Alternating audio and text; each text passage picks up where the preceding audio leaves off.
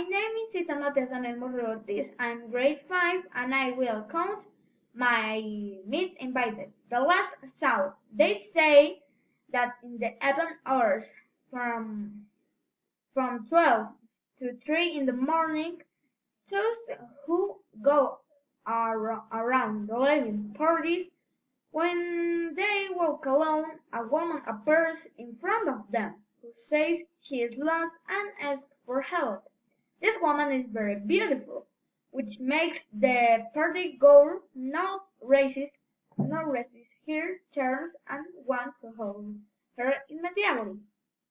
When the man decides to accompany her to her supposed home, she becomes afraid that horrifies him, and it is said that the victim can be in shock for several days.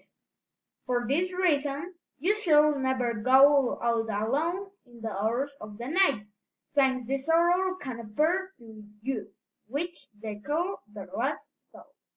Well, this is my draw of my myth, and we can see a evil shadow behind the girl, the last soul, and the man happy, but he don't know that his hand is behind him.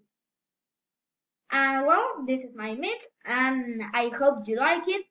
So, we'll see you next time. Bye!